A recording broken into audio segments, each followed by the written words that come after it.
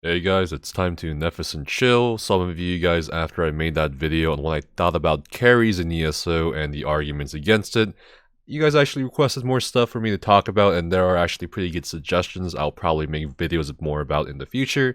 In this video though, some other people caught what I said about the whole crowns to gold thing in ESO having some effect on the player economy.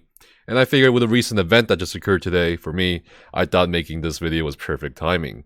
To start off, in the Elder Scrolls Online, you are allowed within ZeniMax Online Studios terms of service to exchange your crowns, which is a cosmetic store currency, for other players' gold currency, which is an in-game currency you can earn by killing monsters and other shit, or, selling stuff on the guild kiosks or whatever to other players. This is a pretty big deal, just like the invention of ice cream. And while on the surface it looks very innocuous, there are several reasons, or at least several reasons I'd like to believe this change happened. First, I think it was a very, very smart and clever way for the company to make more revenue off of ESO. You now have players who are going to buy more crowns with real money, not because they want more stuff from the crown store, but because other people want to buy some stuff from the crown store. That is a lot of real money and gold moving around. Just to give you guys an idea of how lucrative it is, the Crown Exchange Discord servers, in combination with, non-associated sales like in Zone Chat or Guild Chat or something, easily, at this point, have moved easily, hundreds of millions of gold. I wouldn't be surprised if it surpassed like 10 billion at this point, which is a lot of crowns, which means a lot of real cash, no matter what kind of exchange rate we're talking about. The second reason I think they had in mind with this change is the sort of curtails gold sellers whose existence is against the terms of service, because ZeniMax has essentially replaced the middleman, so to speak, with themselves. They're letting players sell gold for essentially real money, so long as that real money goes through them. Now, I don't know if it's actually curtailed gold botting or selling. In fact, I think it may have actually increased it somewhat in some areas, because a quick Google search, and I highly don't recommend buying or selling gold because you do get banned for it, and it's against terms of service. And, after a quick Google search, it shows like a $16 charge for 1 million gold. And I'm assuming that 21,000 crowns on the ESO website without a sale is $150, and exchange rate is, let's say, 300 gold for 1 crown on PC. And that 21,000 crowns will go for 6.3 million gold. Meaning you could buy gold from a shady-ass website for about $96 and save about $60. Obviously, there are other variables, and I have worked with a few people in the game in the past in regards to helping keep a check on botting and reporting bots and shit. And I haven't really noticed or seen bots recently, or too many of them at least, or seen too many reports from other people about bots as compared to, say, let's say 3 years ago. There were a lot more bots 3 years ago, but I suspect that the situation has more or less not changed, considering I still get like 1 or 2 emails from these fucking idiots trying to make me like sponsor their gold selling website in my YouTube videos every week. I suspect Outcast or someone else with more subscribers get like 20 of these shitty emails every week. But anyway, I digress. So that's how it looks from the game company's end. Really, really smart business move on their part, like, no denying it. Now, what about the player's perspective on this? Well, obviously, for quite a lot of you watching this video, it's made things very pleasant, very interesting to see Crown Store giveaways on Twitch streams, which I also do, so check me out at twitch.tv/NephisQS, and guild raffles or guild auctions, where you may not even want to spend actual money. Maybe you're a person who's sworn off credit cards, or a kid who can't get access to their parents' credit card or some shit. Whatever, you now have the ability, or the option at least, of spending the gold you can earn in-game for free, or not free if you want to consider time as a currency, on something you normally want to spend real money for. Everybody sort of wins in this situation. People who don't need anything from the crown store get extra gold from selling their crowns. People who don't or want to spend actual money or currency on crowns can buy them with gold. Or does everybody actually win? The primary thing I want to discuss here in terms of the effect on the player economy is the trade guilds and guild traders. Most of you probably don't give a shit about the inner workings of a trade guild, or even understand how the guild trader system in this works, or how much work goes into it. So I'm going to briefly explain this system. As of the Scalebreaker patch, it was made so that a guild could bid on up to 10 guild trader spots. This is pretty fucking significant, because previously you could only bid on 1 trader per week before Scalebreaker. Now it's 10 spots every week. This has sent trader builds up way high because you have a lot of guilds bidding on their backup bids that were normally like what, a few 100,000 gold to bid on or some shit like that in really shitty zones. But now this has led to a lot of guilds closing or increasing their fees and dues, or trying to find other shitty ways of making gold for their guild bank balance. In fact, it also threatens the very nature of the blind bidding process behind the traders somewhat, because now you can probe 9 other guild traders every week with backup bids to see, okay, who's bidding how much, or for that, or who's bidding where, who's bidding for how much in this trader. And this obviously leads to an increase in bidding prices, so your bidding price doesn't get found out by other, trade guilds in competition with you.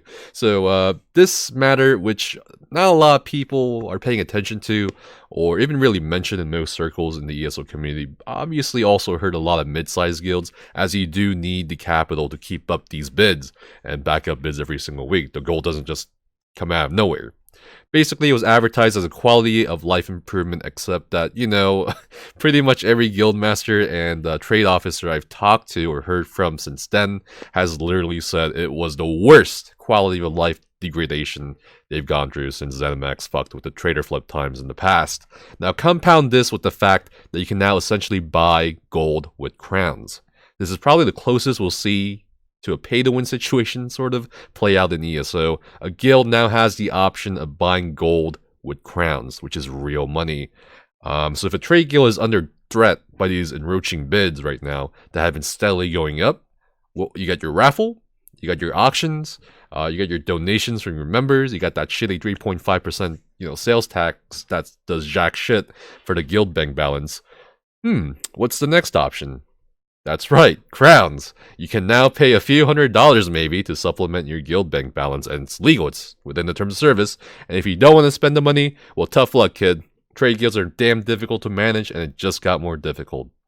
Despite this, in my opinion, I don't think we've yet seen the true long-term effects of this whole crowns to gold thing in the sphere of trade guilds, although some other guild masters will probably disagree because a lot of people have had different subjective experiences with this kind of stuff up to Dragonhold patch. But I think generally, if you guys want to know my thoughts on the matter, I definitely think this whole selling crowns for gold thing can be a double-edged blade for certain people. Now that we've talked about what I think, I want to tell you guys about what happened today, sort of like a Nephis news update. And really, I don't want to turn this into a drama thing, but I feel like I do have to explain to the people from one of the guilds I'm in that may be affected by my personal decisions, and I do apologize if I did inconvenience you guys in a certain way.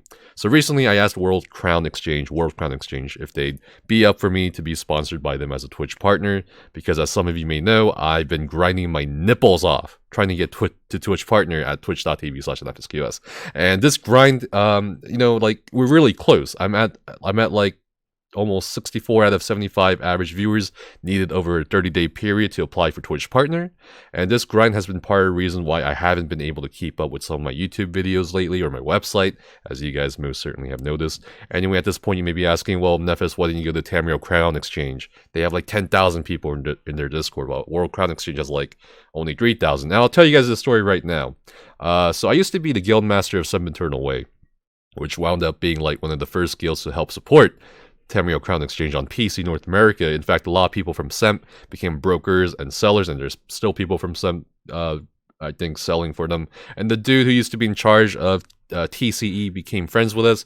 I even played fucking Rainbow Six Siege with the dude and shit, but I was a broker as well for TCE for a short while just to help out until I just couldn't due to time constraints, because a broker is basically a fucking genie you rub your penis for that facilitates an in-game trade of crowns and gold by holding the gold as a third party so that neither the buyer nor the seller gets scammed. It's a pretty neat system, actually. Anyway, time passes and TCE blows the fuck up as people realize, oh shit, I can buy or sell crowns for gold now. At this point, I get added to this list of TCE stream partners or sponsors, whatever you want to call it. You got Outcast, Dots Gaming, Inklings, and other people, and after some time, even the guild that I had stepped down from as guild master from Sempiternal Way was also one of the first sponsor guilds, meaning the people in the guild got a 25 gold discount off of whatever the TCE rate would be. So after some time, I got randomly taken off as a Twitch sponsor or whatever. I couldn't even see the associated channels I was supposed to see. So I left the Discord because, again, I didn't really buy crowns, and if I wanted to, I could buy them for a much cheaper rate in, guild or zone chat, so I didn't need the Discord. Simple as that, although they'll probably, and have said otherwise, that, they didn't remove me or whatever, but I don't really give a shit. Anyway, why would I go back and ask the people who randomly removed me for help? You know what I mean? Would you guys? I don't know. Maybe. But I ended up in World Crown Exchange shortly after. Now, there's some history here as well, and also some bad blood. And all of this is so fascinating to me, in a way, because I'm a historian. So, Tamriel Crown Exchange has a set exchange rate at all times, and they recently added in a couple new rules in regards to, limiting crown purchases when it comes to like crown crates or whatever. Because you see with this whole crowns to gold thing, you have a serious imbalance between the supply and the demand. You have a shit ton of demand for crowns, but you don't have enough sellers a lot of the times to meet this demand, which drives prices up and has other implications. This is a pretty hard problem to tackle for organizations like TCE that want to set a exchange rate, and obviously you can't risk losing sellers at the same time. In fact, this was a huge factor behind why Tamriel Crown Exchange on PCEU collapsed. You can't help but respect the amount of work and time put into this whole apparatus by everyone involved. But anyway, a different group of people figured out a long time ago that they would basically copy the TCE model, sort of, but instead of having a set rate, they're doing some sort of free market where sellers would set their rates at whatever they wanted and buyers would try to buy crowns at whatever rate they wanted. This is the primary reason why World Crown Exchange, which was that group, is probably less popular than Tamriel Crown Exchange, because they have this idea that sellers who charge too high of a rate won't get enough buyers. Buyers who offer too low of a rate will not get enough sellers.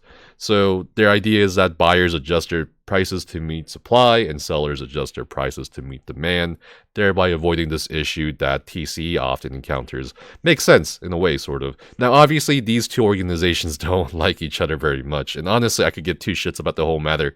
I've heard of encounters where both organizations try to whisk away each other's sellers and shit, and random shit like that. Typical trade guildish rivalry in ESO almost. But basically, for those of you Europeans watching, WC is like CBM or Crown Black Market on PCU. So why the fuck am I talking about this for so long? It's because I said earlier today, as part of an effort to try to get more people interested in watching my stream and advertising my stream to, a bigger audience, I became a partner with World Crown Exchange. And the new person in charge of TCE, just as I advertised my stream in WC Discord, reached out to my guild master, who happens to be my former girlfriend, saying that, oh yeah, this is a conflict of interest.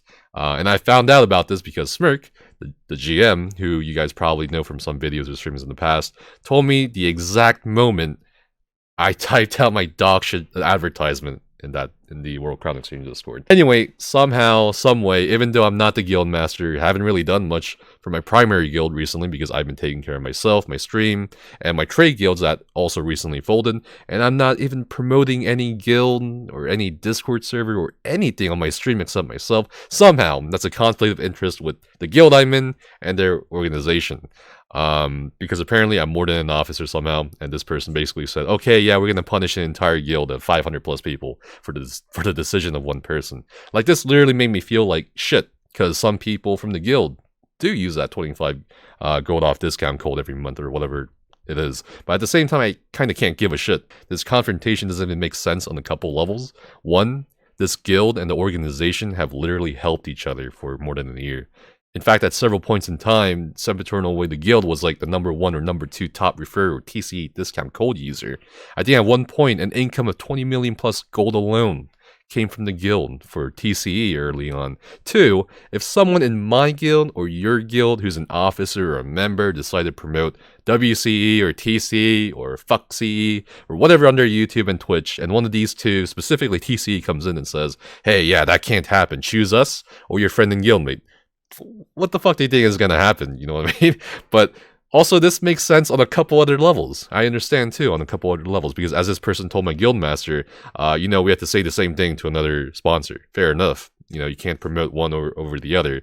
But also, there was this reasoning that we gotta not have this cross conflict or conflicted promotion going, because we can't trust people to have an IQ of over 15 to distinguish the word world from the word Tamriel.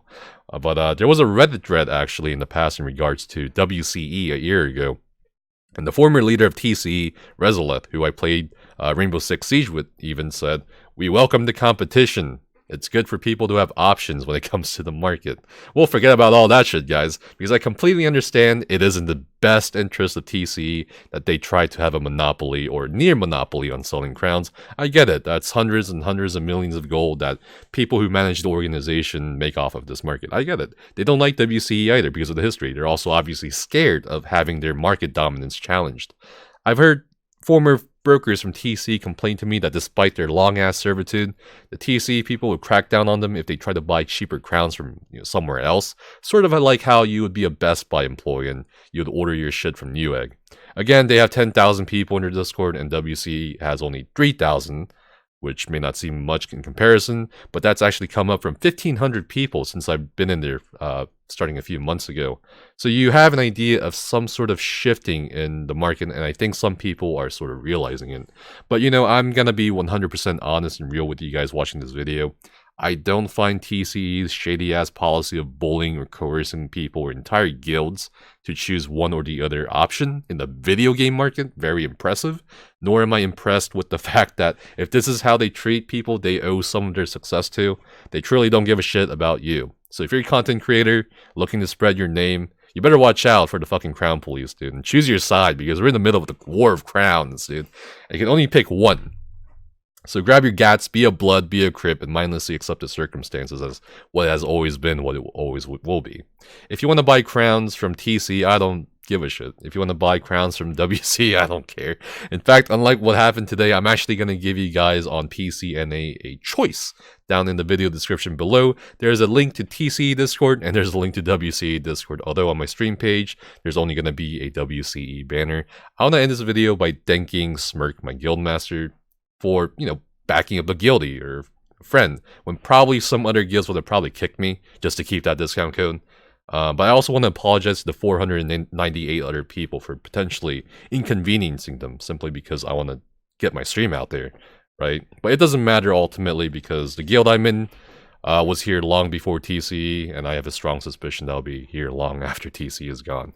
Anyway, guys, that's it. And, again, this part of the video is more of an update on the direction of my Twitch stream, and apology and explanation to the people from my guild, more so than it is me saying, oh, boycott TCE or whatever. There's a lot of good people, actually, working in and with TCE, which is undeniable. And their system is actually pretty convenient and safe to use, the same with World Crown Exchange. But this is just me on my personal platform telling you guys my personal thoughts and decisions on the whole crowns to gold matter and my personal history with it.